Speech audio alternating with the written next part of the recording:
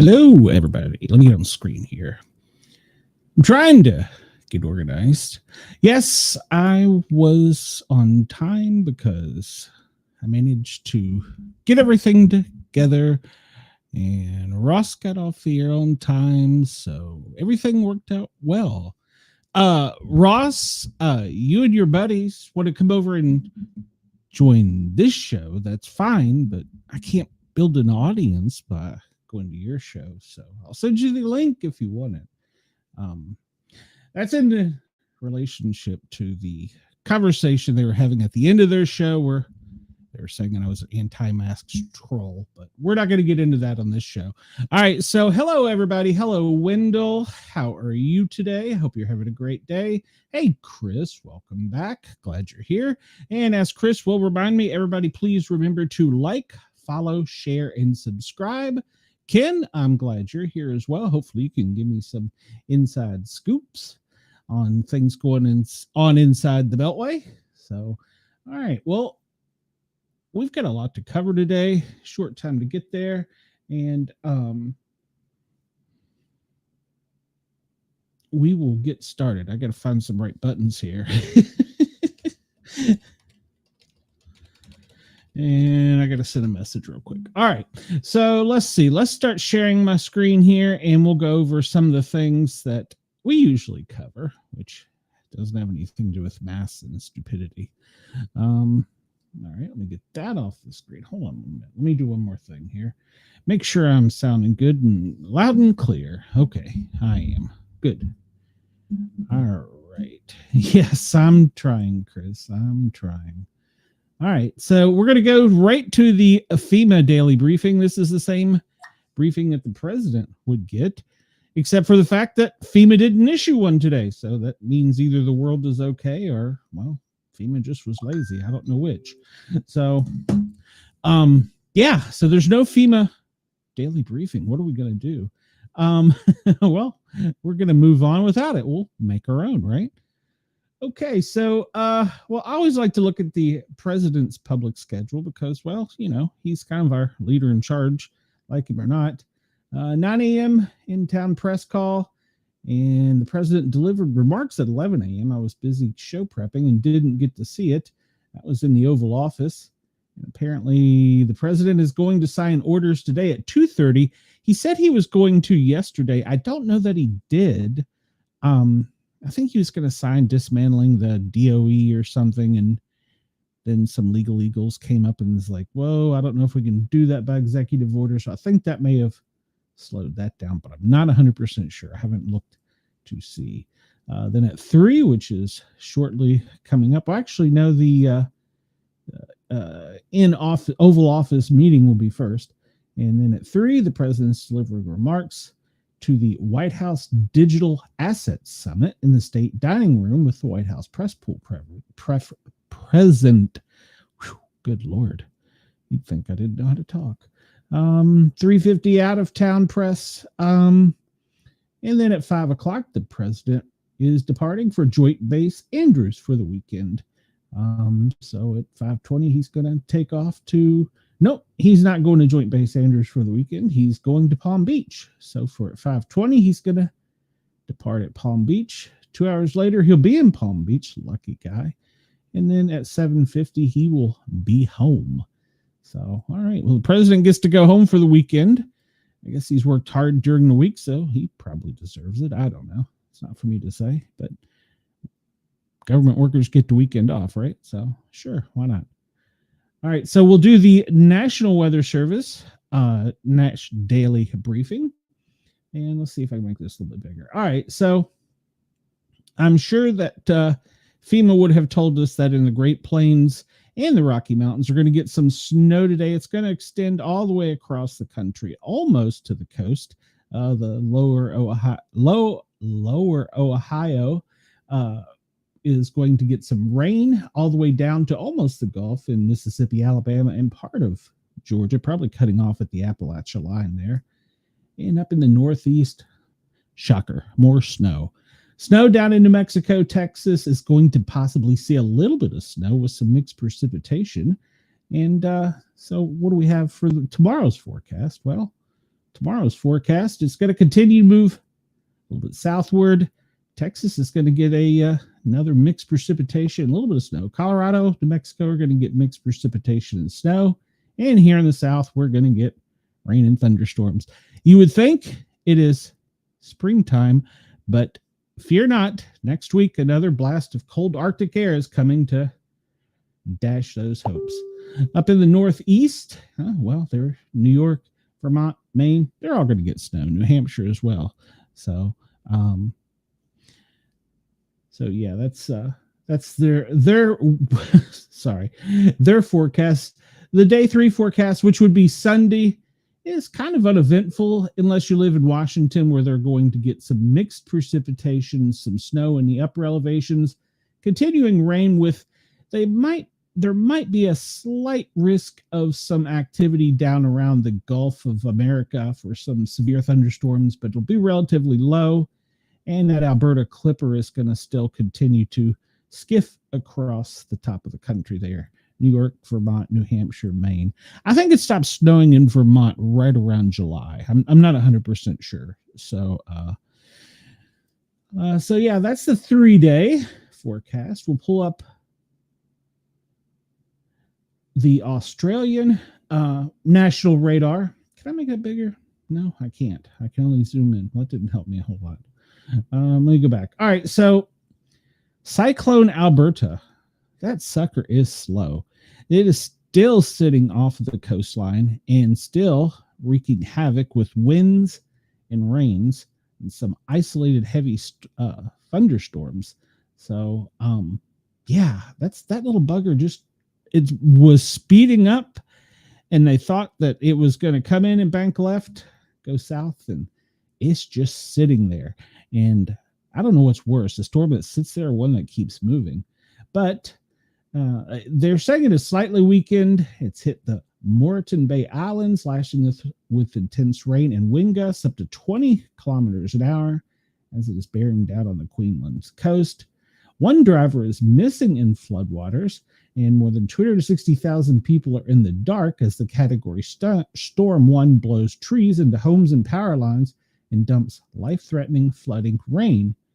Late on Friday night, the storm is weakening slightly to the Category 1 and is making its final approach following days of nervous preparations and awaiting more than 4 million residents in southeast Queensland. Yeah, it's exactly, Chris. This cyclone is a dick. It won't do anything. Brisbane residents were told to take shelter at the strongest part of the house, while fast-moving and unpredictable flooding in the Gold Coast left residents cut off and unable to leave.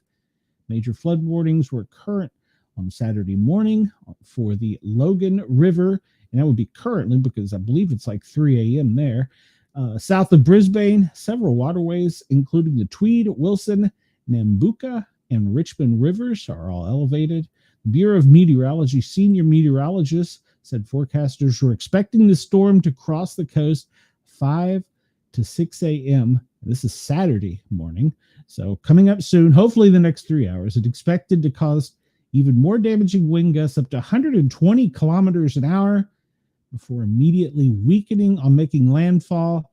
And it's going to dump 350 to 450 milliliters of rain in a day in the worst hit areas south of the eye. And even here in the States, that's the worst part of the storm, is the lower side, or the west side for us.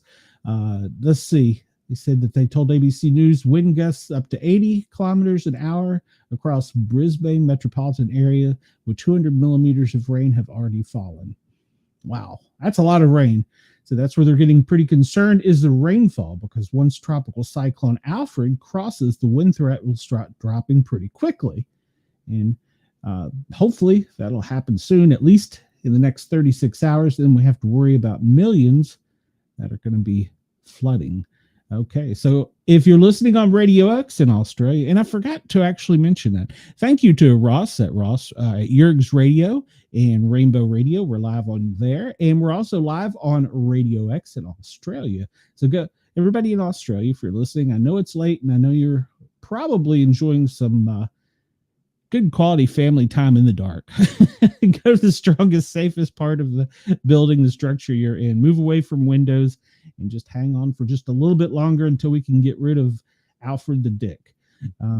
So watch the warning for the Sunshine Coast. Stay inside.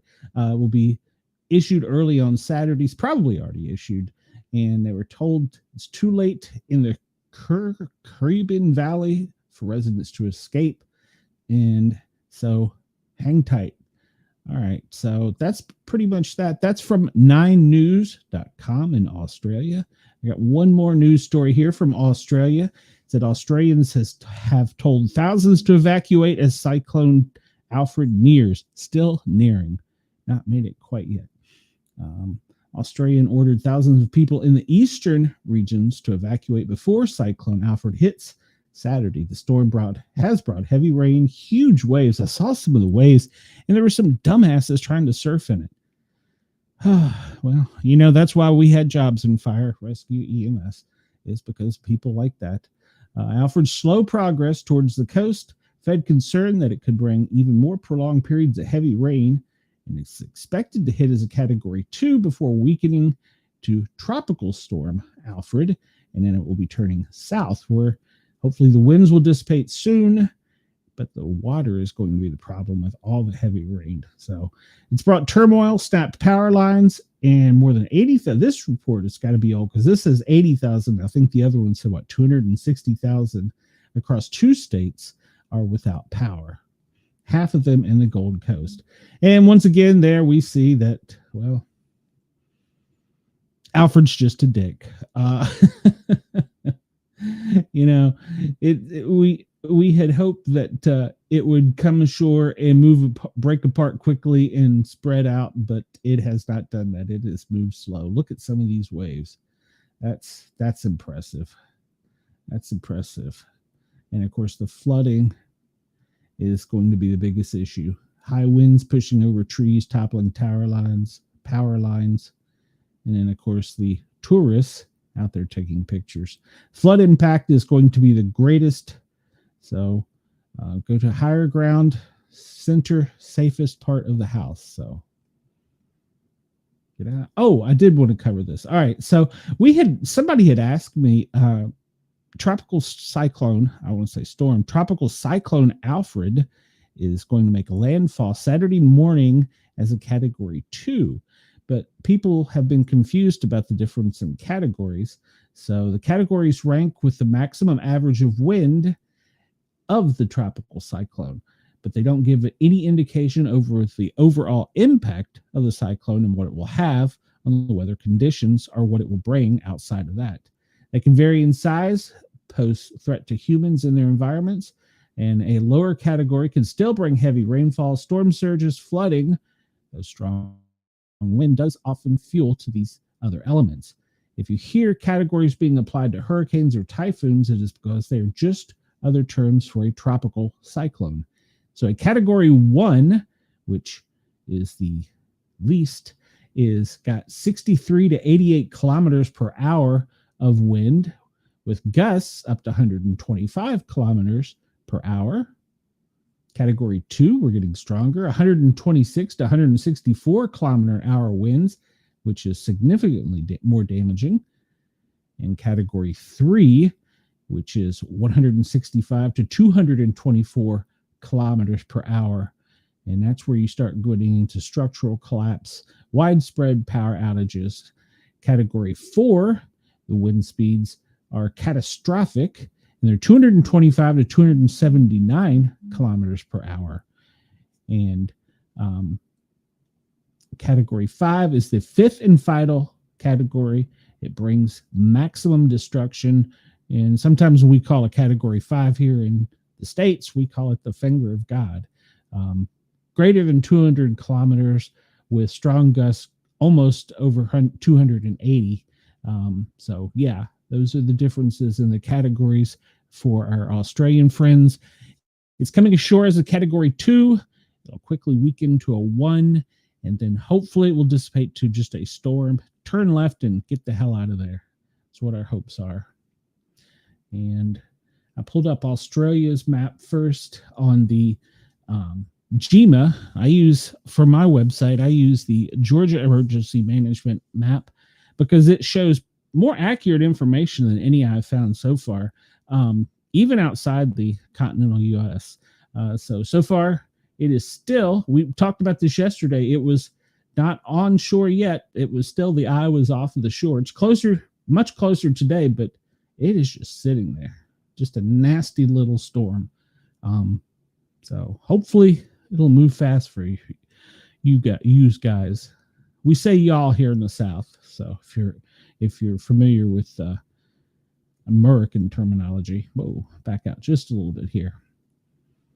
Okay, so this is the current weather map, and like I said, I use the Georgia Emergency Management one. Wendell says that's the one that happens when you break wind. No, not quite. Not quite. That's more like a negative category 2. We see right now, currently, the snow is pretty much off the northeast coast, up along Nova Scotia, Halifax, up in that area, Quebec, with still just in the upper parts of New Hampshire, Vermont, Maine is where the heaviest snow is at the moment. And they are still under a wind advisory. If you remember, one of the worst things with this storm that affected us here in the lower 48 was the winds. And the winds came pretty much from west to east, and the storm just stuck together all the way across the country. So yeah, it was a nasty little storm. This little low pressure here, which is pretty much centered over Chicago, is just going to kind of sit there for a little while before it'll continue northeast. And it's part of that little Alberta clipper that's going to be moving across and skirting across the top of the country. So yeah, very little activity on the West Coast. Of course, in the Salt Lake Basin, the Rocky Mountains, Great Plains, you're still going to get a little bit of winter weather, but it's dissipating as it moves further east, northeast. And so we'll talk more about this in a little bit, but down around the lower part of Missouri is where a serious red flag warning is for today. And of course, that's because of the high winds. Down along the border in Mexico is the next highest danger. So those are red flag warnings. Don't go outside and burn anything. It's not the right time to do that. Up along the tip of Idaho, they have a high wind watch, so stay tuned for that. And if we zoom out, we can see our next little low here. It's going to come in, and it's going to meet another one, and, well, it's going to become a high. So it got high. And the little blue dots are all earthquakes, and they vary in size and time. There was a recent one. Let's see if they even have it on the map here. In Tennessee, actually, there was a couple. There was one I thought that just occurred today. Was it in Hawkins County? 2.4. No, that's old. Why did they not eliminate them before then? I was pretty sure I read that there was one today in Tennessee. Yes, 2.0 magnitude earthquake, and that was centered in which county? Monroe County. So that was kind of the Appalachian Basin southwest of Knoxville. And so they've had a couple little ones around there in Monroe County. There's a lot of activity in the Appalachia region with some small tremors. Don't know if you've ever experienced one. They're not fun. I was only in one that was maybe a 2, maybe a little bit higher than that. It scared the crap out of me, and that was in East Tennessee. I cannot imagine what one greater than that is like. So that is the current radar for the United States. Up in Alaska, well, they're going to be starting with the gale warning with the next storm coming in. And of course, they have all kinds of winter weather warnings up there. And we'll talk about this later. Oh, there's a 4.0. When was that one? That was on the 4th. And it was in Alberta. Yeah. We're going to talk a little bit later about this, but could Alberta be the 51st state? It's a good question. That would give us the ability to drive straight from Seattle to Alaska, but that's something that's going to be discussed later.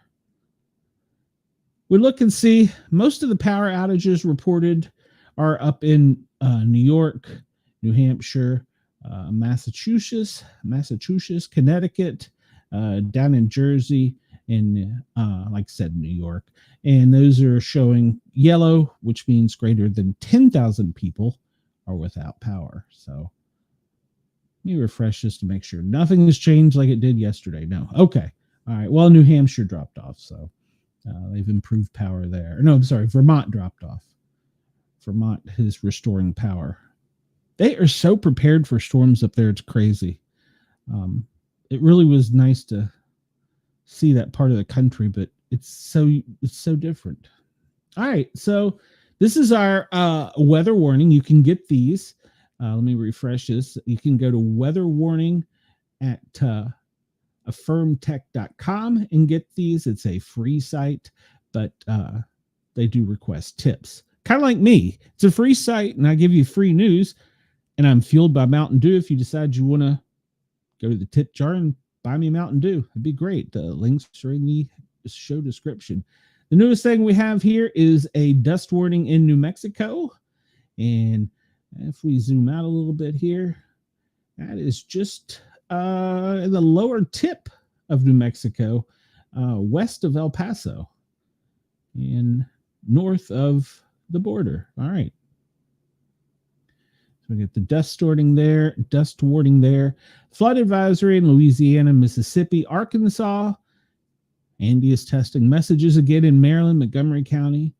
The high wind, which we talked about, actually it's in Idaho and Montana, the high wind watch.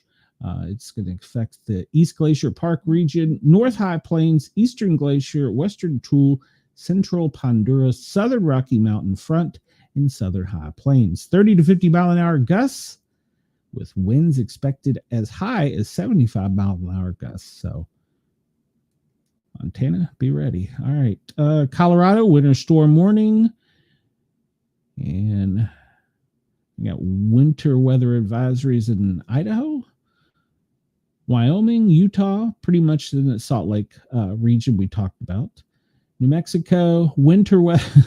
They're going to have winter weather and dust storms in New Mexico. Texas is still under the fire watch, which we discussed. We're going to get into, I found a new map too, which is kind of cool. A freeze watch in California. I'm assuming that's probably in the, I was going to say the Cascades, but no, it's more in the Sierra Nevada down south of Fresno, north of LA. Okay, I was going to guess Cascades. Let's see, small craft advisories, and we start to get back into the winter weather in Oklahoma, the tip of Texas, Louisiana, and frost advisories for San Diego. And that's pretty much it for anything. Well, we do have a blizzard warning in Alaska affecting the northeast Prince William Sound. Blizzard conditions with gusts as high as 55 miles per hour in Thompson Pass. This impacts an area. Blowing snow could significantly reduce visibility, heavy drifting, and additional details. All right.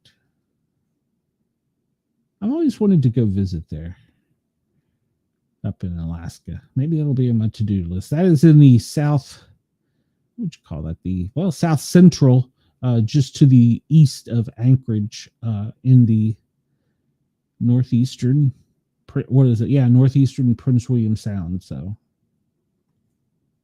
all right, we'll continue on in those we've pretty much talked about. And I don't see anything else that looks real significant other than the things we've talked about. Now they still have a wind advisory for the next few hours up in the Northeast. All right, so we'll move on from there. And Chris, here's your favorite map. I'll give you a moment to enjoy it. We see from, if anyone is listening to us on Radio X and they want to come over to YouTube and find us, you can find us under the Pair Are Normal Guys. 3 words, guys spelled with a Z. Or just search out the Sportcat shows and join in the chat here with us and have a little fun. You can see this wonderful wind map that Chris just loves. Wendell says he wants to go to Alaska and Australia. Yes, I would love to go to Australia. Maybe maybe the Sportcat tour will one day make it over to Australia, since I'm now live on the radio over there. Never thought that in my lifetime I would be live on the radio in Australia. But it's great, and I appreciate their support.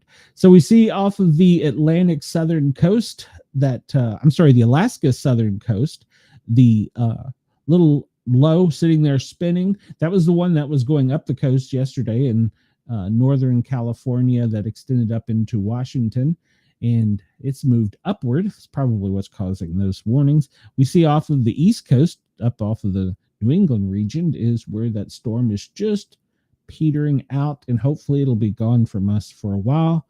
Otherwise, winds in the middle of the country aren't too bad.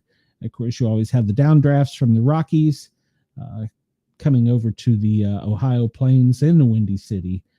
But overall, not too bad as far as the United States, as far as windy.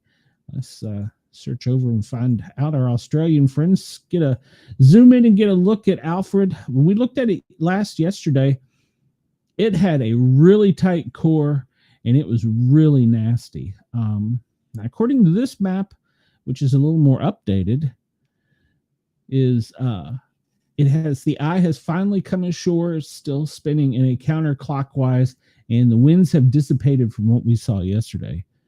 Chris says the only thing nicer to see than this is wind map would be Casey. Well, I don't know if she's listening today. I didn't send her the link to tell her to watch, and she's not gotten used to watching this yet.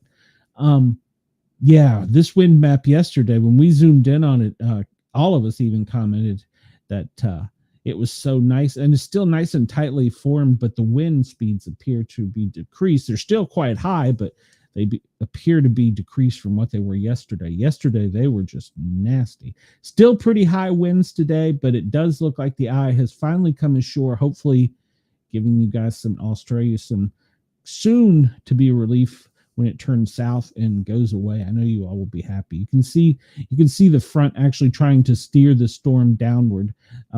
So hopefully that will happen in a relatively short period of time. But as we've learned from Cyclone Alfred, it hasn't done anything on the speed which they predicted it would. I'm not a meteorologist. I just like to talk about it. So what do they call that in golf? I'm a duffer, hacker. So yeah, but hopefully it'll get out of there.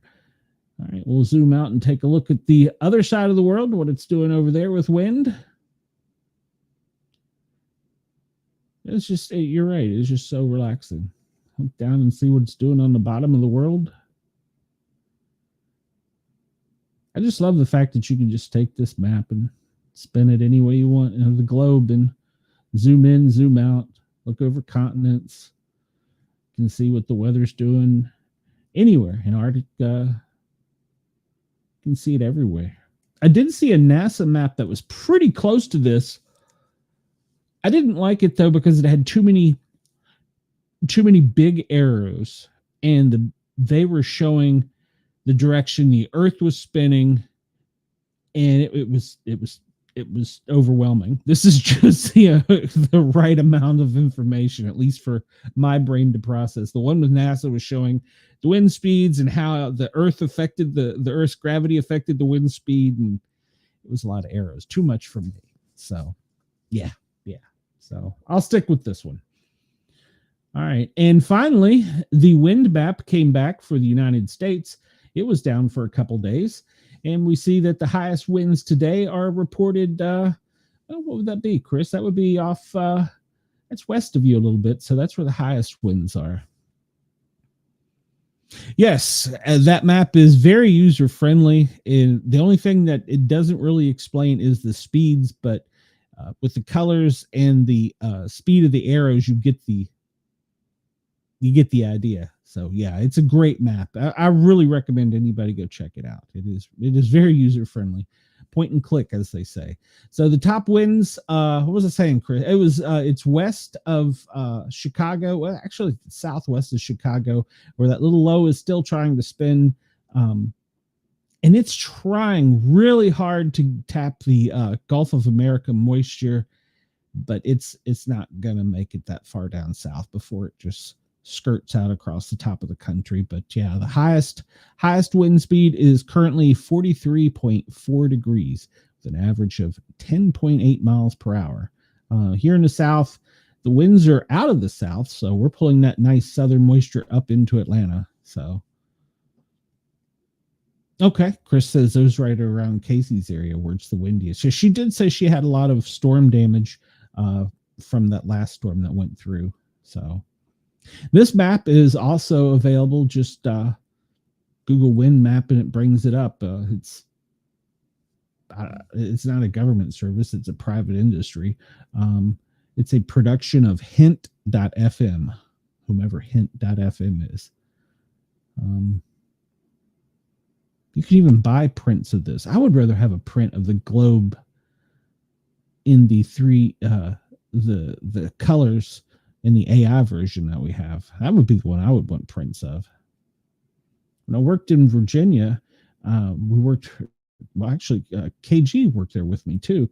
We worked for a photo agency and we got to develop prints from NASA. And so we would oftentimes get some really cool images. And at one point in time, I had some great photos from space. I have no idea. And my moves from Virginia to Tennessee to Georgia, where they went. But yeah, it was neat being able to see photos pretty fresh from NASA. And living inside the Beltway, we saw pictures of other things too. So, all right, we're looking now at the interactive map of air quality, which is current. And pretty much across the South, looks pretty good, except down along the Gulf of America coastline, New Orleans, New Orleans, Louisiana, Alabama, kind of skirting the coastline, almost all the way down to Tampa, down in the Gulf of America, and over on the west side of the Gulf of America, Austin, Houston, that area, extending upwards. Pretty much all of Texas right now is moderate air quality.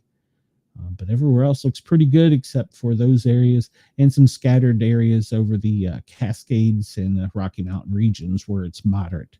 But overall, it looks pretty good. I hope I didn't close that other map. Nope, it's coming up. All right. So that is the airflow interactivity map showing the conditions of the air we're breathing currently. I have no idea what that noise was. In case you all heard that. All right. So this is the event map.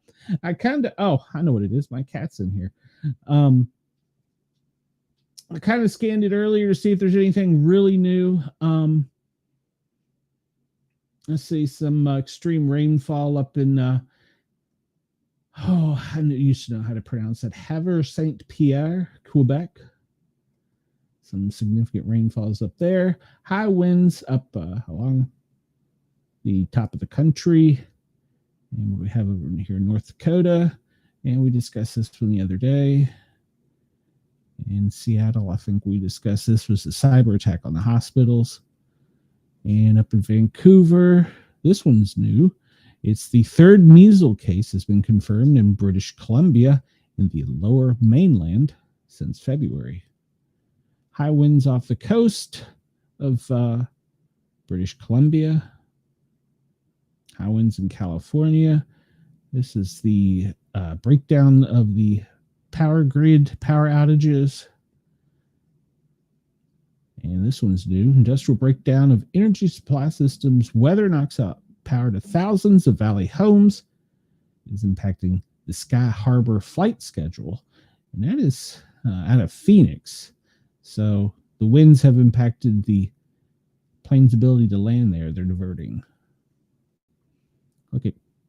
The measles is still a thing in Texas. It's going to be there for a while. It's going to be there for a while. We got to get that isolated, but it's going to take time.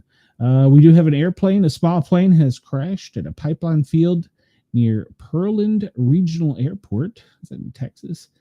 Oh, yeah. That's down on the coast of the Gulf of America, Sugarland, Texas, which is west of Galveston. Okay. Small plane crash. Look at this one. Space incident. Oh, that's right. We're going to cover this later. Space incident. What kind of space incident? SpaceX Starship rocket test exploded and falls from the sky. We've got some sightings of that coming up later in the news. But yeah, SpaceX, this is their second rocket test that explodes and falls to the ground.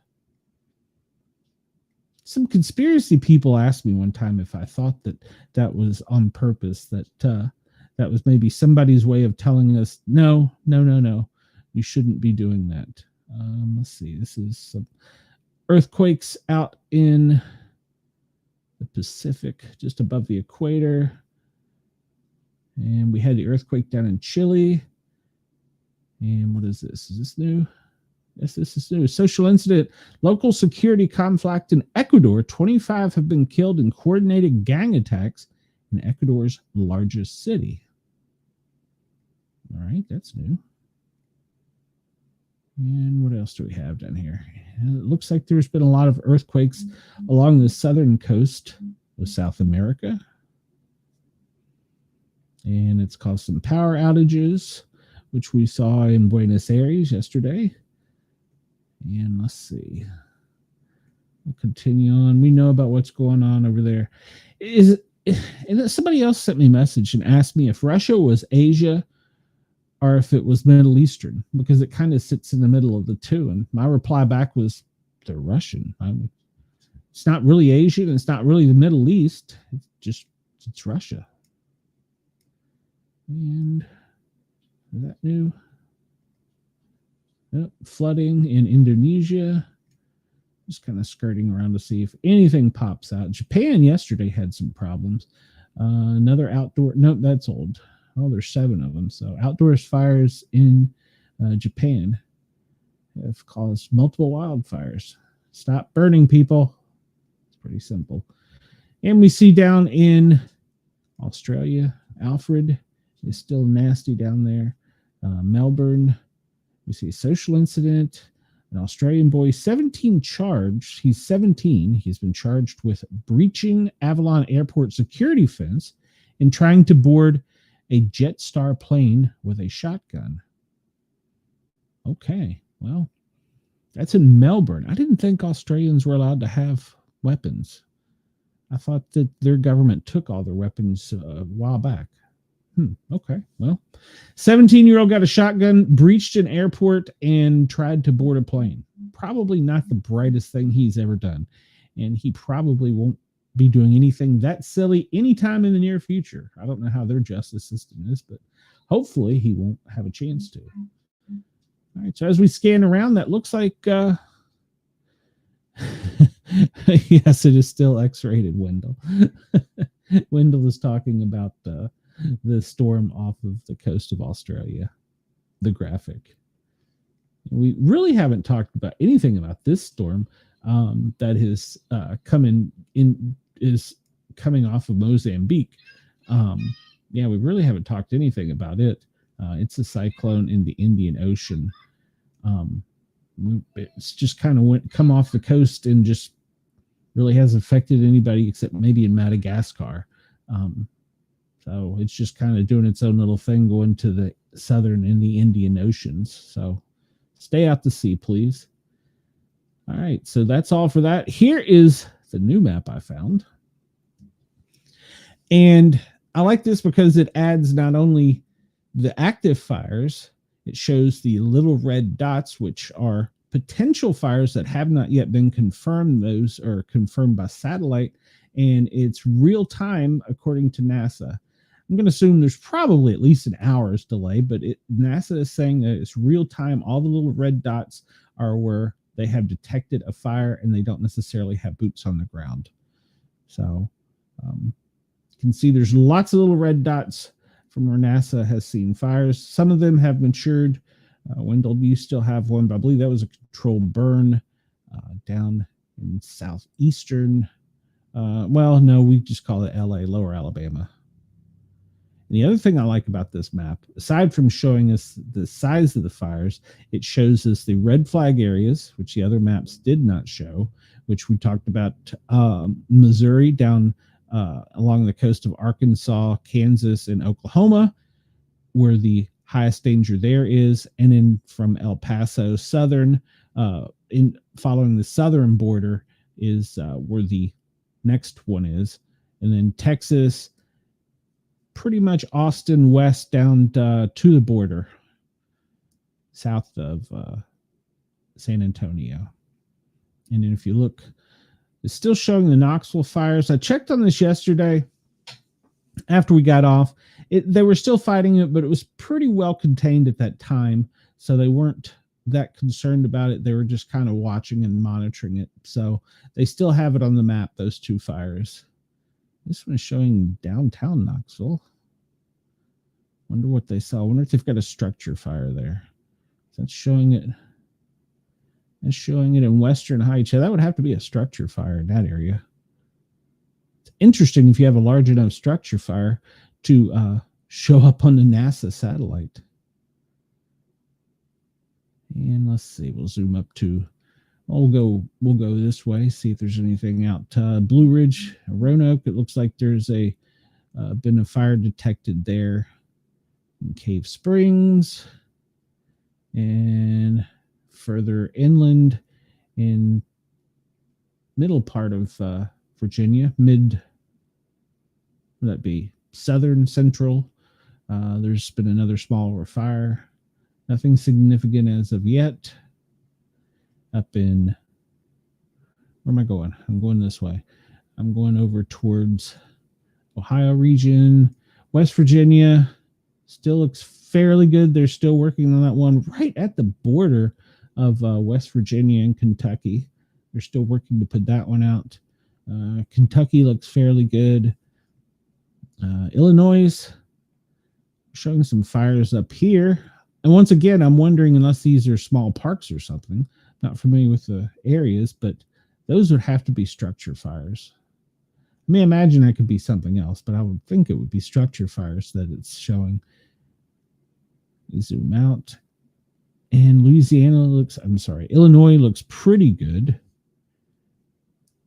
Wendell says Anniston was burning a few days ago. Yeah, we saw that on the map. I didn't see, Chris, I don't see anything else up your way. Really significant, at least.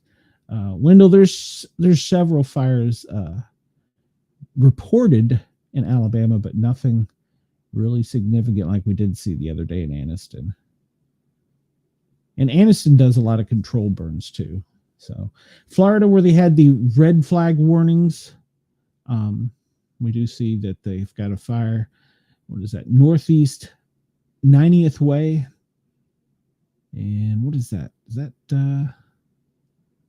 what county is that? Tampa? Is that Tampa? No, that's a little bit further, too far up the coast to be Tampa. But I like this map. It gives us pretty good perspective of how big the fires and the things, like I said, it's real time. So, oh yeah, and there was a volcano popped up. I thought that was interesting. There was some volcanic activity in St. Helens. It's apparently not been anything too major because it hasn't really, I did a quick search and it hadn't really made the news. So it must not be anything more than normal. But yeah, so that's it for the fires. And there, I looked at the smoke map and there was nothing significant on the smoke map because, as we saw, the winds really weren't moving throughout the country very much, except for coming off the Rocky Mountains, the Denver area. I brought this up today because they did update their data. They say they updated on Mondays and Fridays. Let me refresh it to see if they got anything new. But they do update their activity. Yes, so it's been updated for Friday, March 7th, and this talks about the level of respiratory illnesses. And we see that, well, Georgia is moderate, whereas other parts of the South are in the low. Virginia is moderate with West Virginia, Kentucky. Illinois, it's very high in Ohio, and it's very high in New Hampshire. And it's very high in, is that Missouri? That's what that is, right? Missouri, right? Wisconsin. Whew. Wisconsin. It's very high in Wisconsin. So that data is coming in through the CDC. And according to this, it was just recently, they've just recently updated it. Well, this says March 5th, but the other one said that it was updated on Friday. COVID-19. Oh, wait a minute. I said the nasty word on YouTube. The C virus. We see that it is still kind of high in the South.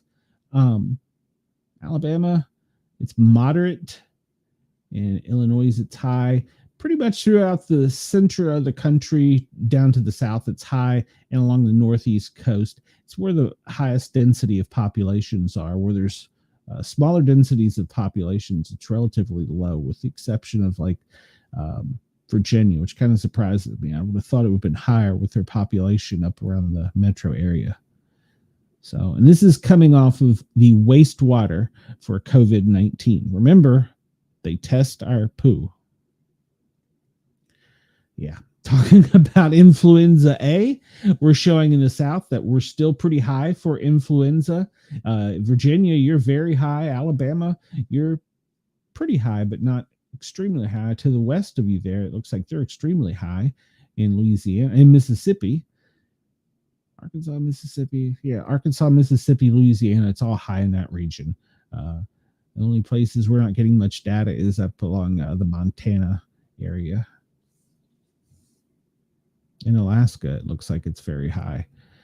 RSV looks like currently, according to our wastewater, that it's pretty moderate to mild throughout most of the country, with the most severe areas being in Iowa and Wyoming.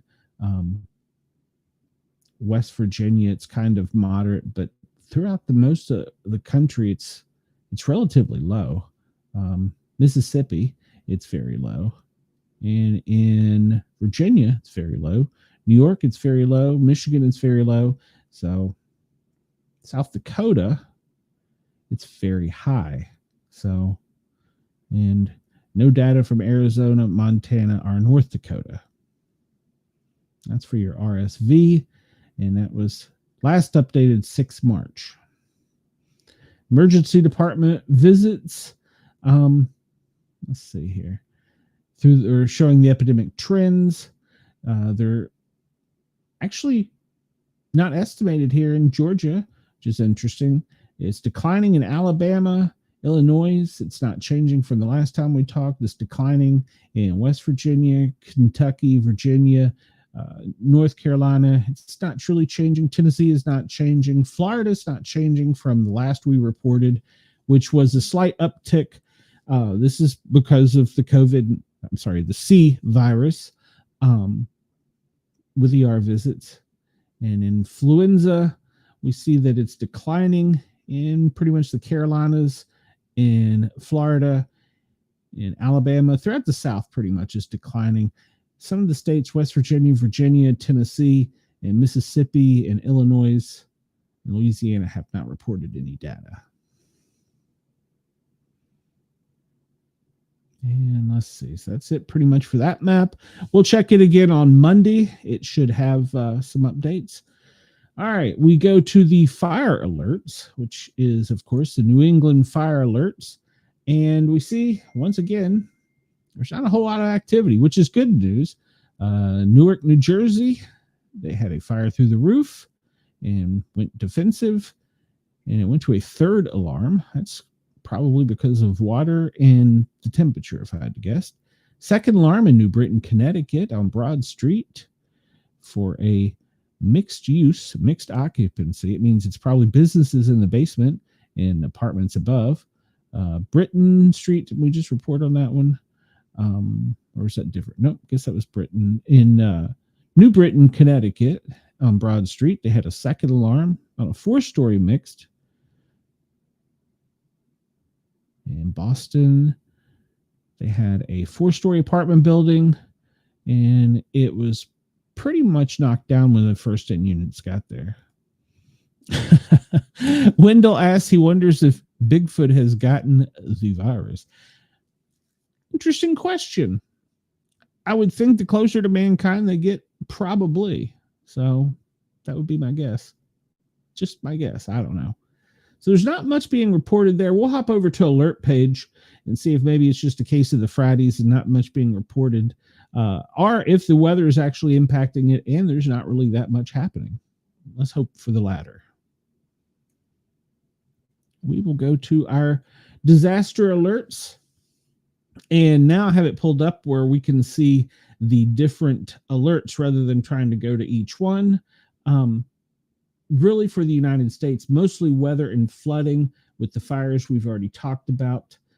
Landslides are a big problem outside of the continental United States.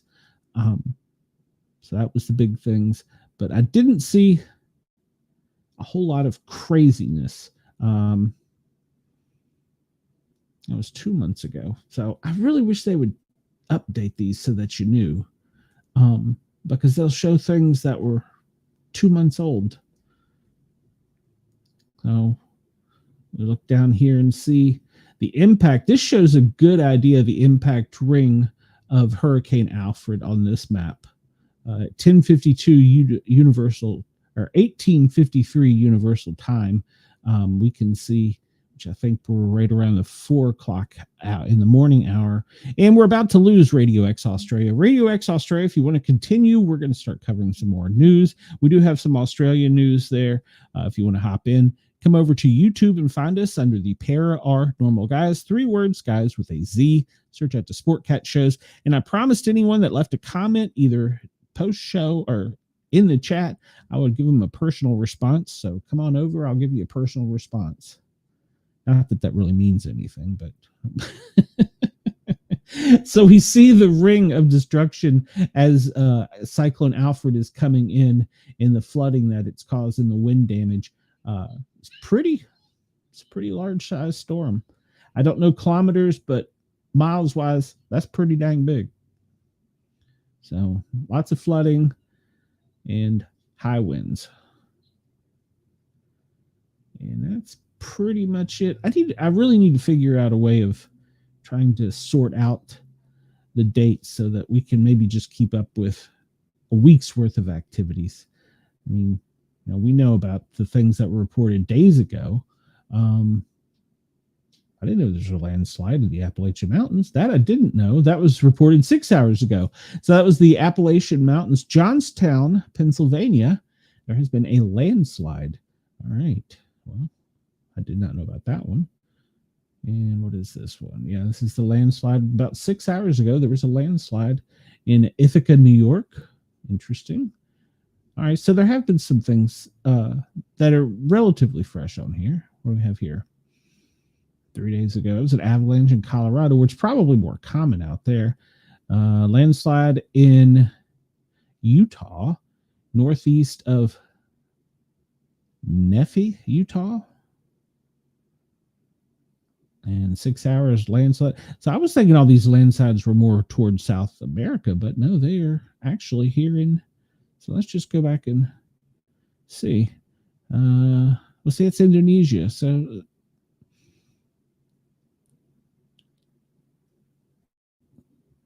and Nevada, 6 hours ago, it was updated 5 minutes ago. A landslide watch has been indicated by the landslide hazard assessment model. Oh, this is a new map I'm going to have to find because I didn't know there was such a thing. Landslide assessment model. Let's see if NASA's got one. Oh, I don't have to go through a bunch of hoops. I was hoping to have just a map. All right, well, I'll do this on my time, so I'm not interfering with your all's time since nothing is popping right up. I was hoping there would be a map like we had on some of the others. I'll look and see if I can find one. All right, so that is in Nevada, a landslide, and Europe, Brisbane, Queensland. That's 2 days ago. See, I want to be able to filter these out and take out the stuff that's why I'm afraid we'll miss something. That's how I missed the landslide in the Appalachian Mountains. Yeah, Pennsylvania, Appalachian Mountains, Johnston, Pennsylvania.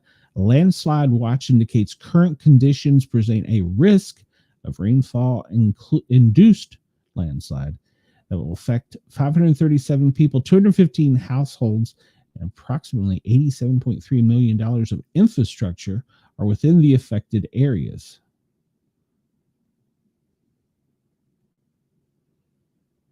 And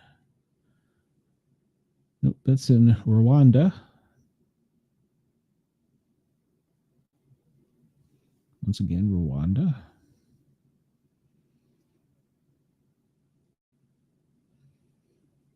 Down in the Congo in Brazil, landslide. Volcanic activity. It's in Santa Maria, Guatemala. All right, so looks like that's pretty much it for the states. Southwest of Lake Louise, Alberta, Canada, Environmental Canada has issued an air quality advisory. That's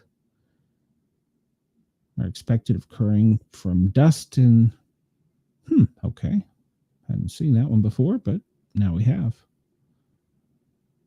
And Ecuador, see, it jumps around too much. It needs to be just what is on your screen. I don't know. I'm still learning this map, but we will continue to persevere on this one. So the disaster alerts, you can go to disasteralert.pdc.org and pull up the disaster alert map from there. Everybody in Radio X in Australia, thank you for tuning in, and thank you for listening to Yerg's Radio. Make sure to check us out Monday, where I'm sure we'll have some exciting updates, and maybe, if you want, we can get some more information and intel. If anybody wants to send pictures or updated information from Australia, feel free to contact me at Sportcat, SPORTCAT, at protonmail.com, or check it out on the Paranormal Guys with a Z on YouTube and shoot me a message there. I would love to get some information from our fans down under.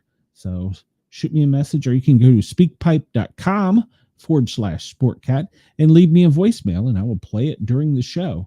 I will play it live during our next show on Monday. We will be back, which I think is between 3 and 4 a.m. Your time, or maybe it's 4 and 5 a.m. with the time change coming up. So make sure to check us out next week on Monday. Hope you guys stay safe in Australia, and we will see you soon. All right. I am just going to minimize this one for now because I want to find that map later. I want to remember to do that. And we will jump over to other news. So there is a company that is seeking to resurrect the woolly mammoth. They have tried several times, and apparently the pregnancy of an elephant is 22 months. So they've tried several times and not been successful to reproduce a woolly mammoth. So what they're doing is they're taking the DNA and inserting it in an elephant and trying to reproduce a woolly mammoth. Well, they have successfully gotten their test to where they now have created a woolly mammoth mouse, or a woolly mouse. And if you're listening to this and don't know what it is, you can Google it, but it's a slightly larger, fatter mouse with longer fur, obviously with woolly, and it's kind of a desert tan to a reddish color. So the woolly mouse has been developed by Colossal Biosciences in editing genes to give the mouse bushier, thicker coat and skin, and they're going to use that to I can't make this up, to produce a woolly mammoth. So we're going to go from a mouse to an elephant. Aren't elephants scared of mouses? I don't know. The biotech company Colossal Biosciences has long aspired to bring back the extinct woolly mammoth, which roamed the northern hemisphere thousands of years ago during the last ice age. But for now, a step along the way has finally come up with the woolly mouse. The woolly mouse. Tuesday, Colossal announced that this lab-born animal, which features shaggy mammoth-like fur and has cold-adapted traits, such as the way in which it stores and burns fats, researchers retrieved and sequenced ancient mammoth DNA from preserved skin, bone, and hair to learn which genes controlled traits as coat, color, and cold tolerance. They altered the corresponding genes in labs in mice and made other alterations in the rodent's genome. What was the purpose of doing this? Well, it's their pitch that they want to offer biodiversity, and they're going to bring back the woolly mouse, which they obviously already have. They're going to bring back the dodo, is the next thing they hope to resurrect. They want to save extinct species, and they say it's going to require tweaking DNA to make them more resilient. Researchers at the companies claim that bringing back extinct species can help the environment. For example, they say the mammoth can help fight climate change by tamping down Arctic permafrost, reducing how much of its thawing and releasing methane into the atmosphere. Company co-founder and CEO Ben Lamb puts the approach in startling terms. Why leave nature to chance? Why play God? Is my question. It has raised hundreds of millions of dollars from everyone, including celebrities. And pay attention to these three letters here that I'm going to just abbreviate: the C, the I, the A. Millions of dollars. I haven't seen this one in Doge's sites yet, but many experts in genetic engineering and conservation are skeptical, saying that it's bringing back risky species such as wolves and elephants have come into conflict with humans, and others have fallen victims to predators and poachers. No one knows exactly what would happen if a mammoth, or more technically, an elephant-mammoth hybrid, were released. What would it eat? How would we protect it? Could it reproduce? As for saving the climate, we're looking for a warming world, and Colossal, the company, wants to bring back creatures that are adapted to the cold. A paleontologist at the National Museum of Scotland who studies ancient mice-sized mammals, a study from the past, and they should stay in the past. They lack habitat, human conflict, agriculture, climate change. The idea that they can fix with gene editing is missing the bigger picture. Colossal was founded in 2021 by Lamb, who made billions of dollars by founding tech companies, according to Forbes magazine and Harvard biologist George Church. In 2024, they announced it had created elephant stem cells, which can be reprogrammed to become specific tissue, such as egg cells.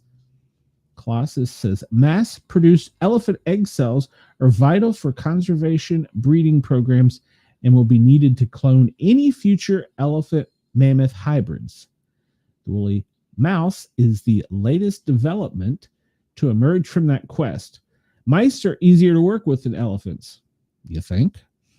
In a statement issued this week, Colossal's chief science officer, Beth Shapiro, called the news an important step towards validating our approach to resurrecting traits that have been lost to extinction.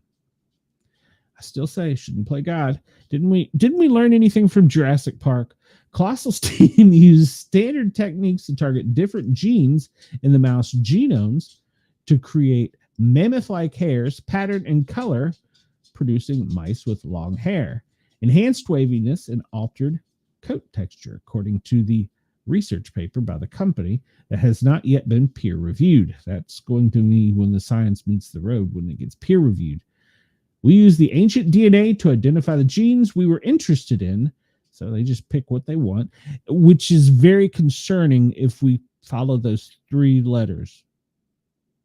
Think about that for a minute. We used ancient DNAs to identify genes we were interested in. We looked for mice that have genetic variations in those same genomes we identified using ancient DNA, and we put those particular mouse variants together. Just remember those words. And we don't for a moment think that there could be a Bigfoot. Yeah.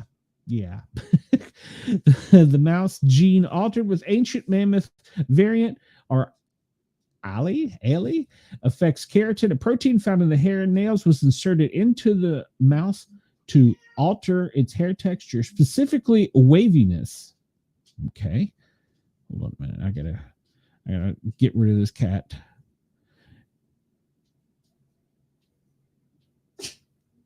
All right. So the team has also targeted lipid metabolism, which is the process by which the body breaks down, synthesizes, and stores fat, Shapiro says. The paper notes that future experiments will examine the effect of high-fat diets and temperature preferences on the mice to inform further work toward the goal of developing cold-adapted elephant mammoth hybrids. Other experts say putting DNA from extinct species into living one is an accomplishment, but they still wonder, why would you make a mutant mouse at all? Is that going to be how we take Greenland? Are we going to release the woolly mouse in Greenland? Because they don't have a military, they don't have a militia. Are we just going to say, all right, here's a mouse, it's coming for you? The government is trying to keep reptoids from taking over, is what Wendell says.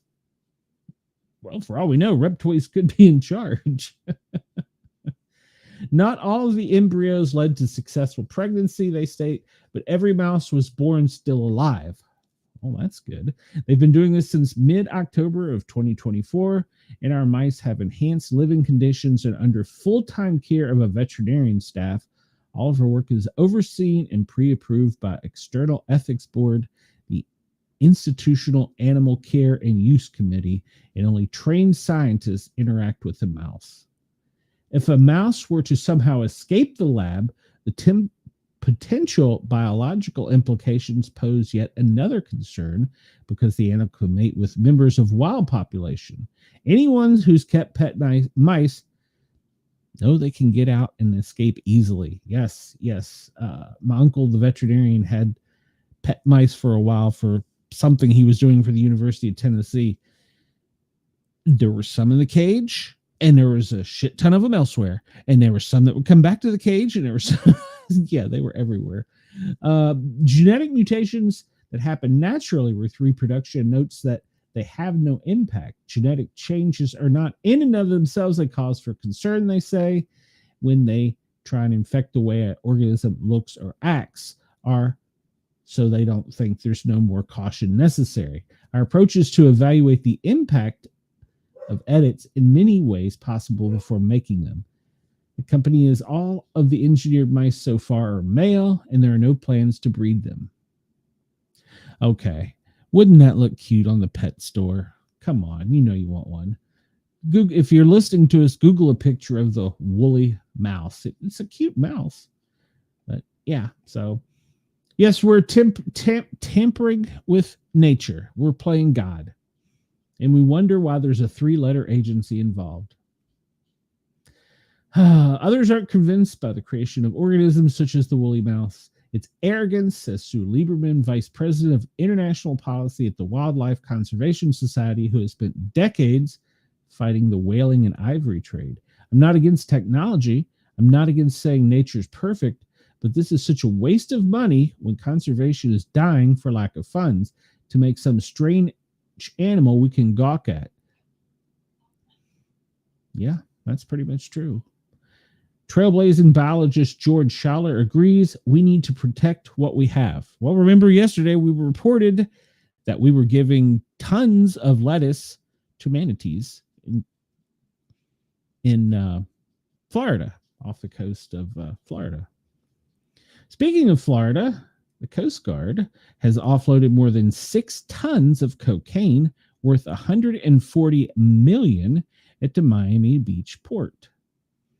U.S. Coast Guard cutter crew on Thursday offloaded more than 12,000 pounds of narcotics at a Miami Beach port. The agency says it is worth millions of dollars on the streets. Members of the cutter Valiant dropped over 6 tons of the cocaine at Coast Guard base in Miami Beach, valued at more than $140 million from 6 interdictions they made in the Caribbean Sea that were conducted by U.S. and allied forces, according to the agency. About 17, what do I say about 17 smugglers, don't they have an accurate count of how many smugglers were detained during the operation that involved multiple agencies, including the Coast Guard, the British Royal Netherlands Navy, and the Royal Canadian Navy? We have about 17 people in custody. Shouldn't you have an exact count? Asking for a friend. The seized contraband was a result of the 6 interdictions in the Caribbean Sea. And the 17, here they say the 17 suspected, like they're pretty sure, were transferred ashore to face federal prosecution in U.S. courts. These seizures are a testament to the Coast Guard's continued dedicated to safeguard America, by securing our maritime border. Jesus Martinez Borges of the 7th Coast Guard District Enforcement Officer stated, "In the Coast Guard and our partners work tirelessly to deny drug trafficking, organizing access to smuggling routes bound for the U.S. Our efforts contribute to federal investigation and prosecutions that further seek to disrupt and dismantle international criminal activity abroad, which threatens us here at home." As Atlanta PD picked up their sherry at Wendell says, asking for a friend. Well, they're in Miami, so I'm betting that, probably not. On February 2nd, a Dutch Caribbean Coast Guard air crew located a suspicious vessel in international waters about 30 miles north of Venezuela. The crew of the Groningen, I guess, along with U.S. Coast Guard crew embedded on the ship, intercepted a speedboat with 5 people on board, hauling 6,220 pounds of cocaine, according to the agency. Oh my, Ken says, KG says, "Oh my God, the Wikipedia page of the woolly mouse was just updated at noon." That'll be some crazy reading. Yeah, please let me know, Ken.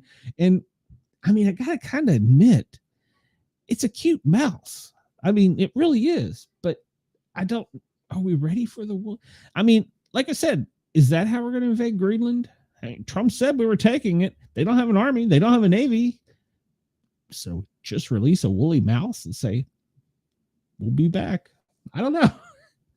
On February 14th, a Dutch airplane spotted a crew in a boat traveling about 18 miles north of Venezuela. 2 patrol boats launched from the Groningen with U.S. Coast Guardsmen.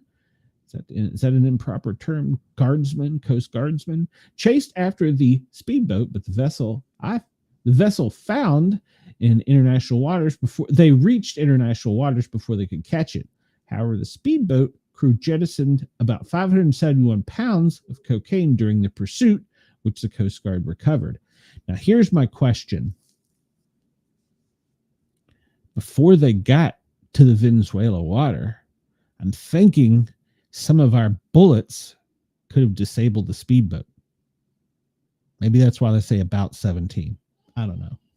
Then on about February 17th, U.S. Customs Border Protection Air and Marine Operations airplane crew spotted a boat traveling in international waters about 50 miles northeast of the Dominican Republic. According to Coast Guard, the cutter Valiant launched a patrol boat, which intercepted the speedboat, catching 5 suspected smugglers and seizing 1,280 pounds of cocaine. Valiant crew interdiction is one of many law enforcement actions highlighting the time-tested partnership and outstanding coordination the 7th Coast Guard District, Coast Guard Sector San Juan, and U.S. Customs and Border Protection, Caribbean, and Air, Marine, and Beach Branch, according to Commander Matthew Press, the commanding officer of the Valiant. Go away, hit and run. You're stupid. So yeah, they got about 17. They have in custody about 17 smugglers. About. All right. Continuing onward, we said we were going to talk about SpaceX. Their latest Starship test flight ends in another explosion. Nearly 2 months after an explosion, flaming debris raining down on the Turks and Caicos, SpaceX launched another mammoth, we're using the term mammoth frequently, mammoth Starship rocket on Thursday, but lost contact minutes into the test flight as the spacecraft came tumbling down and broke apart. This time, the wreckage from the latest explosion was seen streaming from the skies over Florida. It was not immediately known whether the spacecraft self-destruct system had kicked in to blow it up. That would be kind of nice to know. The 403-foot rocket blasted off from Texas, caught the first stage booster back at the pad with a giant mechanical arm. The beautiful, precious arm. I can't think of all the adjectives. But engines on the spacecraft on top started shutting down as it streaked eastward for what was supposed to be controlled entry over the Indian Ocean. Half a world away, contact was lost less than 10 minutes in, and the spacecraft went into an out-of-control spin.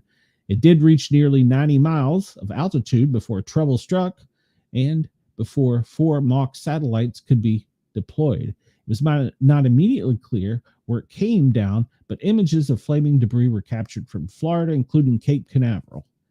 The space skimming flight was supposed to last an hour, the FAA said, but it would require they're requiring SpaceX to investigate the accident.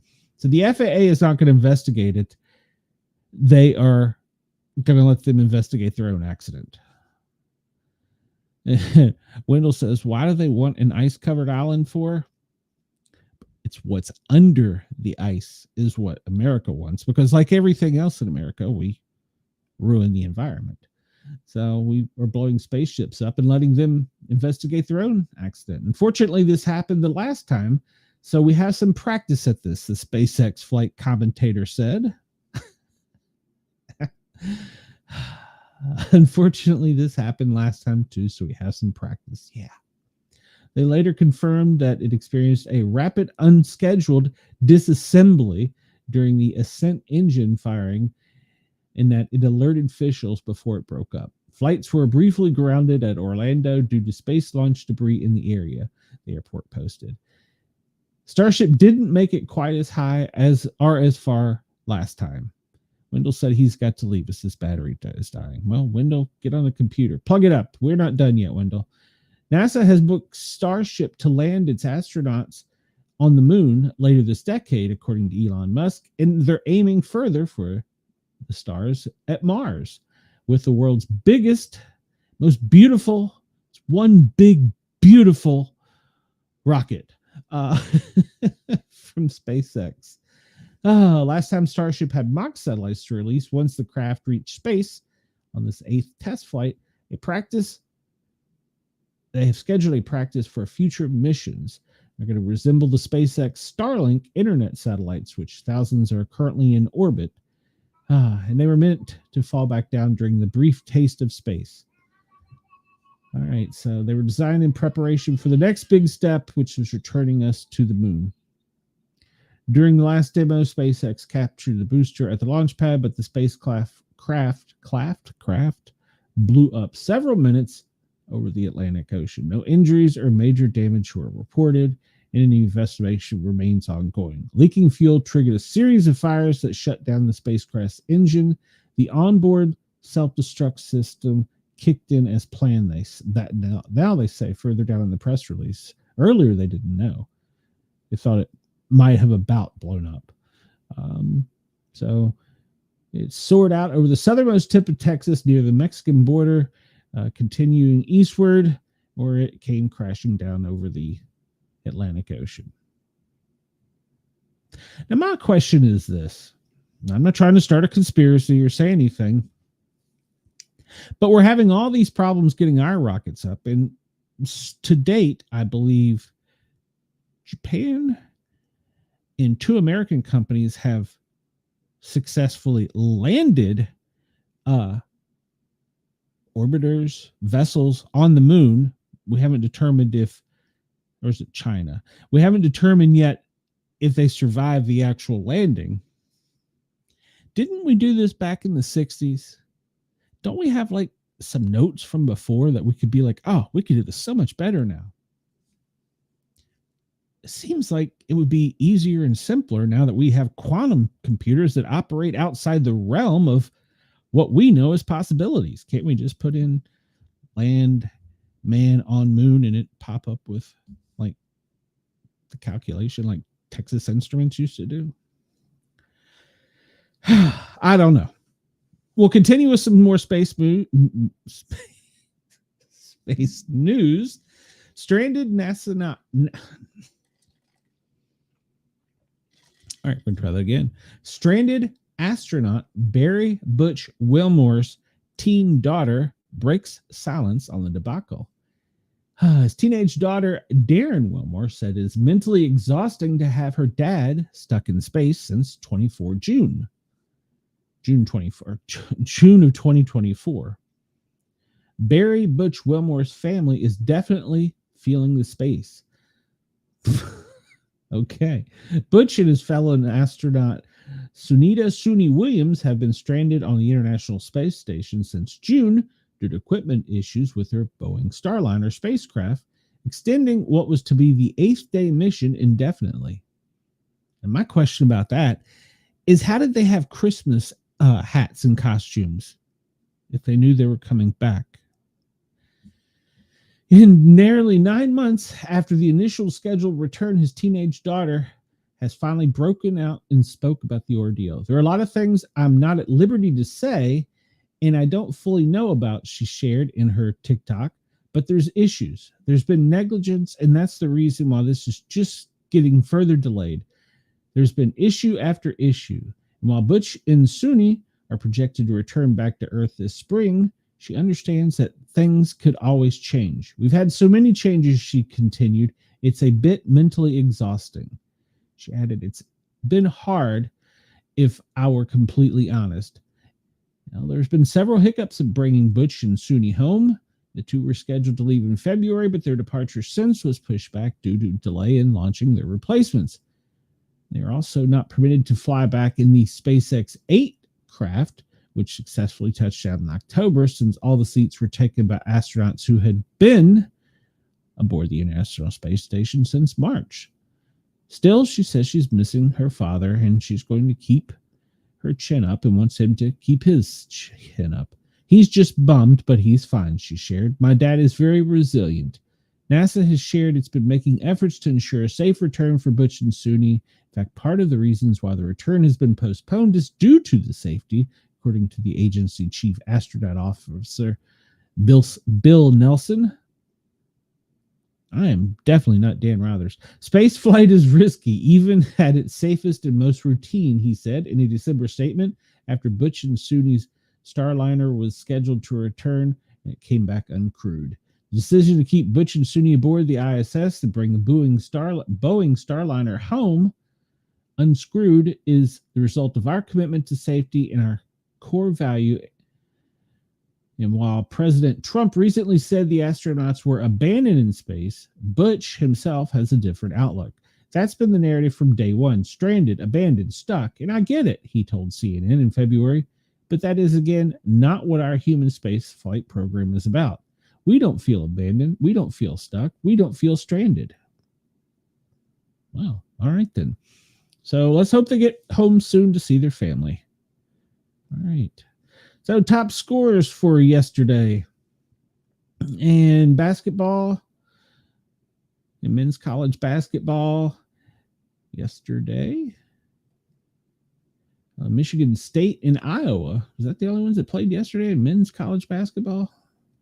Or was yesterday women's basketball? Scores yesterday. Yes, Oklahoma beat Georgia. North Carolina beat Boston.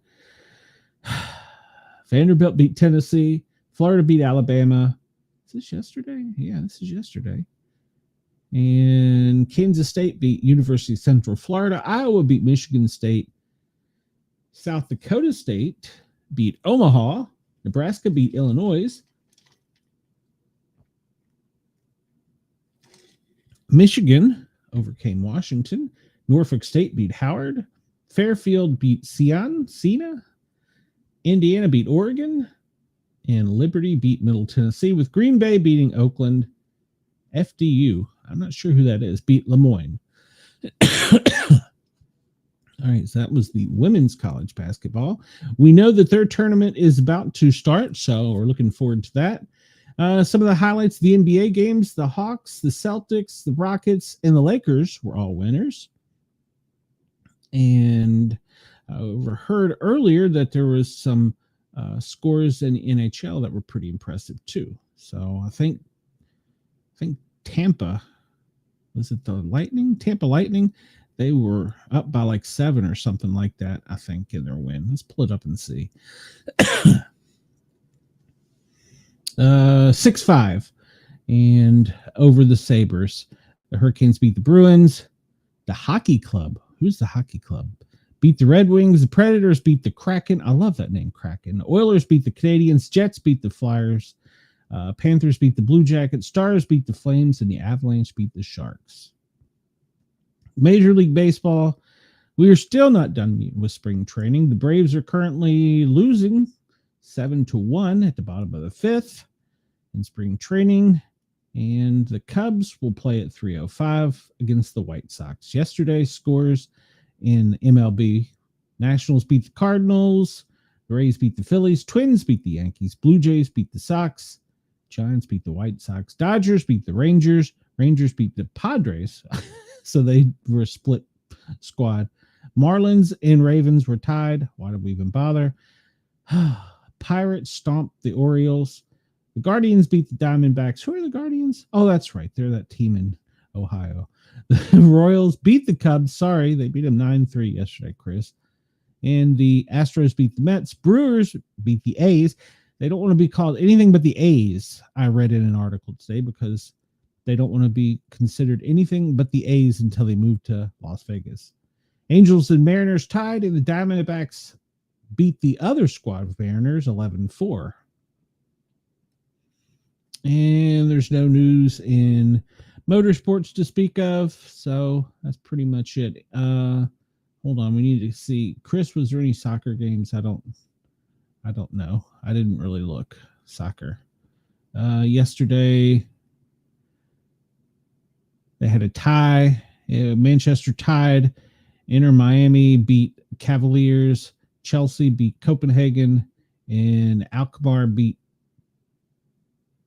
Totem. All right. Celebrity news. Well, these are just the highlights. I'm not going to read all these, but I do have a couple stories. Stephen A is once again in the news. Apparently he had some kind of confrontation with LeBron and his son Bronny on the court last night. So that was interesting. And so he's in the news again. That was one big headline. And other celebrity news. Meghan Trainors. Anybody remember who Meghan Trainors is? She debuts her breast lift and implants. They're finally twin sisters and not distant cousins. Her quote, not mine. She's all about the boob job. Meghan Trainor revealed that she got breast implants and went a breast lift procedure in a video she posted yesterday on Instagram. I want to share some big news. I got my boobs done. Trainer 31 said in her video. She did post before and after pictures if you want to go to Instagram and look at them. As you know, I'm super busy chapter in my life. I've been touring, working, and momming really hard. So recently I was deciding to do something just for me. I got a breast lift and augmentation with Motiva implants, finally. And she says, the dear future husband artist said that she felt like timing was right, especially after having 2 kids, living a healthier lifestyle, and losing all of her weight. I couldn't be happier with my decision. I am so obsessed, she said. So you can go over to Instagram and check out the pictures and see the before and after. The pop star admitted that she'd always struggled with loving her natural breasts before she had the procedure. I got them done because they were never even. They were always saggy my whole life. Is that not too much information? She tuned to an implant brand called Motiva because they made her breasts look and feel amazing. Okay. I wanted to make sure I had a very natural look and feel, adding that the company's smooth silk Ergomix implants made the most sense because they adapt to the movement, making them feel more like natural breasts. While she admitted that having surgery was not an easy decision, she said that Motiva's low rate of complications reassured her that she was making the right choice. I love my results so much, she cheered. My breasts look fuller yet completely natural, and they complement my body proportions beautifully. All right, so they're finally twin sisters and not distant cousins. So go check out Meghan Trainor on Instagram and look at the before and after pictures. You will not be disappointed. All right, we're just going to leave that and go to another big breast. Dolly Parton, she spoke out at the CMA Awards with "I Will Always Love You," speaking of her of her husband who died earlier this month. Country legend Dolly Parton broke her silence on Thursday following the heartbreaking news March 3rd of the death of her husband of nearly 60 years. Carl Dean was 82. This is a love note to family, friends, and fans on a post to Instagram from the 79-year-old country singer and actress. Thank you for all the messages, cards, flowers that you sent to pay your respects for the loss of my beloved Carl. I can't reach out personally to each of you, but just know that it's meant the world to me. He's in God's arms, and I'm okay with that. I will always love you," she continued, likely a reference to her hit from 1973, "I Will Always Love You." The post come days after a statement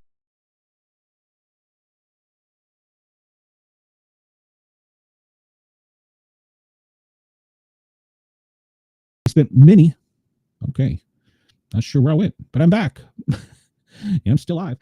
Dolly Parton and her husband spent many years together, 60 years, and she wanted to thank everybody. A cause of death has not yet been announced. He was a Tennessee businessman. They met, moved to Nashville, and she was 18 and he was 21.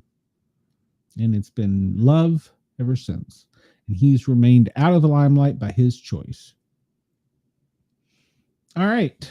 We're going to finish up here real soon, guys and gals. Pop needs freaks. Well, thankfully, Lady Gaga is back. That's right. Lady Gaga posts on Instagram a photograph taken at the Super Bowl, and she has released her new album today. So go check it out. And she is, well, she's considering a pop and a new blend of new music. So I'm not sure what that means.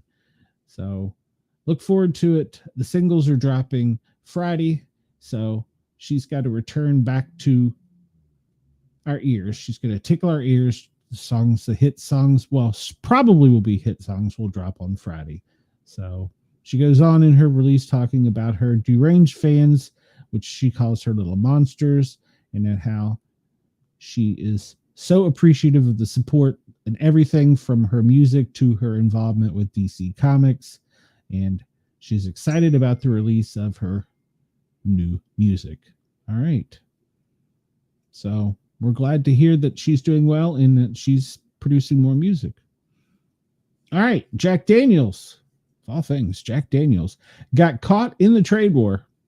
So maybe we're having a trade war. Maybe we're not. Maybe there's tariffs. Maybe there's not.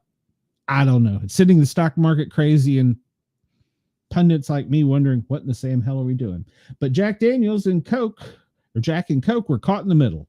Well, Jack and Coke in Canada is just now Coke because Canadians are removing all of the American liquor from their shelves in protest. And Jack Daniels is caught right smack dab in the middle. So basically, they're pulling everything that U.S. produces alcohol-wise off their shelves. And the citizens are saying that's way worse than a tariff. And they are saying it's disproportionate reaction to what the tariff is. So, but they did say that Canada only accounts for 1% of their company's sales, so it can withstand the boycott. So, yep, Kentucky exported about 76 million barrels, $76 million worth of whiskey and other spirits to Canada in 2023, according to the Department of Agriculture and Food from Canada. We're the largest purchaser of bourbon in the world from Kentucky bourbon manufacturers, according to Ontario-based Premier Doug Ford. They're done. They're gone. No more. Well, Canadians, I got some news for you. You released that you're protesting Kentucky-made whiskey. Jack Daniels is made in Tennessee. It says so right on the bottle. You might want to read it. All right. Greenland Prime Minister. We do not want to be Americans. Greenland's Prime Minister Mute Egni said on Wednesday that the Greenlandic people will determine their future and they do not want to be Danes nor Americans. He made this comments in reaction to President Trump, who on Tuesday reiterated his desire to make Greenland, currently a semi-autonomous territory of the Kingdom of Denmark, part of the United States. We do not want to be Americans nor Danes. We are Greenlanders. I can't pronounce the other word.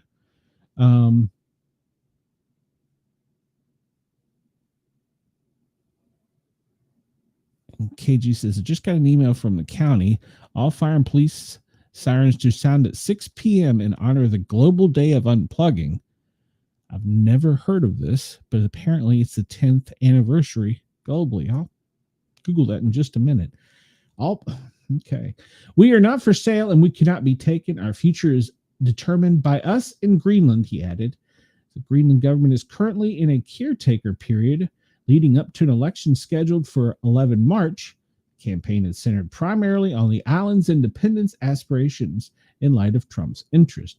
Denmark's foreign minister said earlier on Wednesday that it was significant that Trump has recognized Greenland's right to self-determination in his address to Congress. Ken, can you send me a link in Messenger? Opinion polls suggest that most Greenlanders oppose joining the United States, although a majority favor eventual independence from Denmark. The Danish government has said the Arctic island must decide its own future and is not for sale.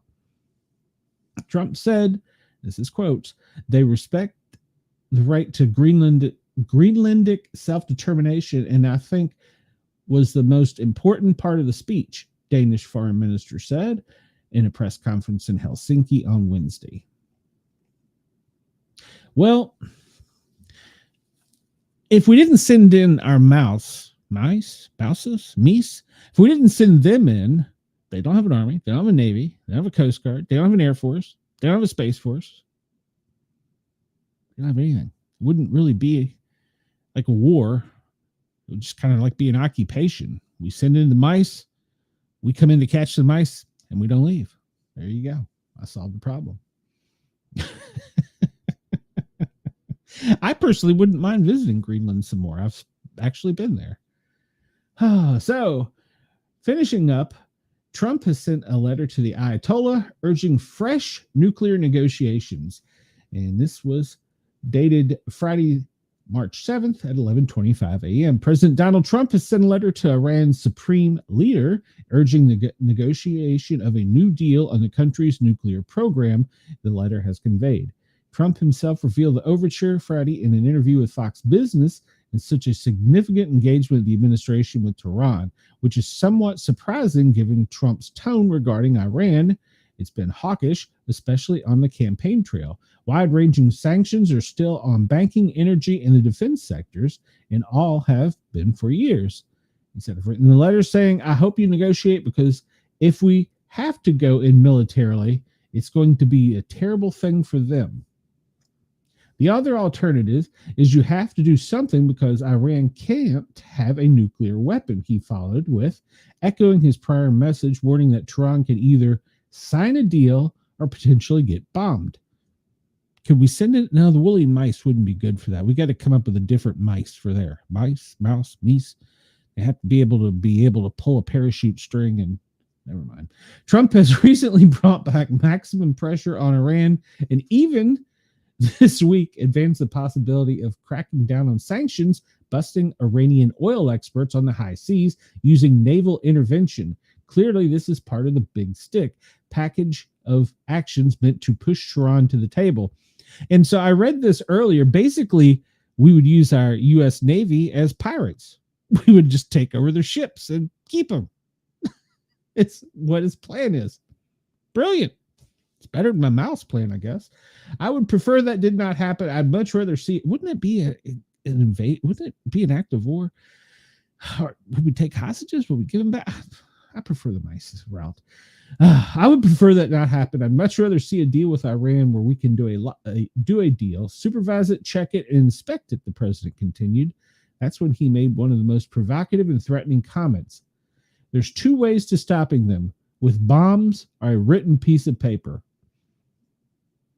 Mice would be a better option. Get little parachutes for them, send them in. The U.S. is now increasingly worried that given last year's tit-for-tat exchange, major strikes with Israel, Tehran leaders are more uncivilized than ever to secretly develop a nuke. However, the CIA, we've heard of them before, they got to do with the mice, have long assessed, even recently, that their leadership has not yet ordered the pursuit of a bomb. The Ayatollahs throughout the decades have also condoned atomic weapons as un-Islamic. I have not heard that. I thought, according to the mainstream media, which I guess is all I've heard, that's all they want. But Iranian leaders have balked at Trump's extended hand. While it's unclear whether the reaction will be from the newly sent letter, both the Iranian president and the Ayatollah have earlier explained that a perfectly good deal was already in effect, 2015 JCPOA under Obama, which Trump unilaterally pulled the U.S. out of in April of 2018.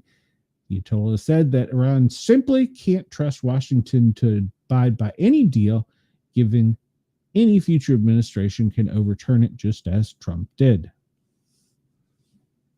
Telling you, we get mice. We have train them to pull little parachute cords. We drop them from a high altitude. I guess they'd have to have like a little oxygen mask that they could rip off. Seems like a much better deal. I'd send in the mice. All right. One last news story, and then I'm out of here. A bombshell discovery could render all of Biden's presidential actions null and void. The Biden presidency might have been the greatest con job ever perpetrated. This is according to an article from Zero Hedge. You can find it on their website under their political section. The Biden presidency might have been the greatest con job ever perpetrated on the American people. A shocking investigation by the Heritage Foundation's Oversight Project has revealed that virtually every document bearing Joe Biden's signature during his pregnancy was signed by AutoPen, with the exception of one. What makes this revelation particularly damning is that the only document confirmed to have Biden's actual signature was his letter announcing his withdrawal from the 2024 presidential race. Let that sink in for a moment. The only document that has confirmed his signature was when he pulled out, successfully tanking the Democratic Party. Remember when White House Speaker Mike Johnson revealed his discussion with Biden when Biden couldn't recall signing the executive order halting LNG exports? Now we know why. He didn't. The real question is, who did? Who was running the country while Biden was not all there? Whoever controlled the AutoPen controlled the presidency. Think about that. The use of the AutoPen dates back to the 50s, but was recently used in 2013 by Obama when he was vacationing in Hawaii to sign a letter. His office did release a 30-page memo from George W. Bush's legal team asserting the president's presence was not required as long as the president had authorized the signature. What is not clear in the case of Biden is who was running the AutoPen and whether Biden was aware it was happening. Missouri Attorney General Andrew Bailey is demanding the Department of Justice investigate whether Biden's obviously cognitive decline allowed unelected bureaucrats to essentially run the government without presidential oversight. If this is true, and let's be honest, all signs point to yes, every exclusive order, every pardon, and every official action taken under Biden could be constitutionally void. Let that sink in. The evidence is overwhelming. We know that Biden had handlers desperately trying to prevent anyone from meeting with him one-on-one. Even Democratic insiders will admit the truth. DNC fundraiser Lindy Lee recently spoiled the beans and acknowledged that Biden wasn't running the show. His staff, his wife, and Hunter were. Oh, good Lord. A fake doctor and a drug addict running the country. Dear God. How are we still here? Thanks to the Heritage Foundation investigation, we now have proof that Biden's signature was automated throughout his pregnancy. That would be an improvement. Presidency, which raises serious questions about whether he was aware of what was being signed in his name at all. The Oversight Project rightfully points out that Biden revoked Trump's executive privilege. We can easily determine who controlled the AutoPen and what safeguards, if any, were in place.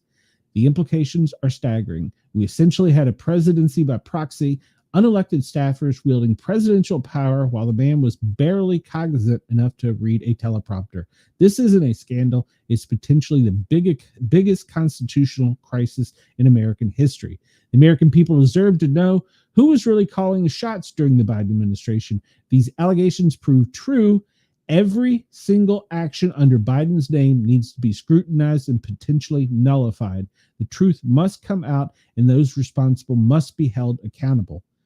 Now, do you think the mainstream media will cover this explosive AutoPen scandal up? Don't count on it. PJ Media won't back down from exposing the truth about who was really running the White House. All right, so The mainstream media may want to keep this hidden, but if you check out Zero Hedge and the research from the, what was the name of the organization? Oh, good Lord. This is horrible news. So, am I still live on Yerg's radio? I need to check because they might get upset over there. I keep losing friends whenever I talk bad about not losing friends, keep losing subscribers when I talk negative about the Democrats, apparently. Well, if this is true, which you can go and research it on your own, it is definitely a constitutional crisis. So, all right. So we had a fake doctor and a drug addict running the country. Good times. Good times. Let's see. Let me Google what Ken brought up real quick. Global Day of Unplugging. I've never heard of this. Global Day of Unplugging. Well, luckily, it occurred after my show, so you were able to tune me in. It is Global Day of Unplugging. Just unplug me. All right. March 7th through the 8th, sundown to sundown. All right, good. It won't affect my show. Every year over the past decade, this powerful movement has taken place on the first Saturday of March, kicking off at sundown the night before. Schools, businesses, and individuals around the world are planning tech-free events the days leading up to and following the big day to maximize its impact. Whether it's just 1 hour or a full 24 hours, people everywhere will unplug from their screens to dive into offline activities, real-life conversations, in-person connections, and meaningful moments. Are you ready for a step away from the digital world and connect to what truly matters? Let's make March unforgettable. Let's make March great again. All right. So I don't think it's going to affect any of my friends' shows. March 7th through the 8th, sundown to sundown, unplug.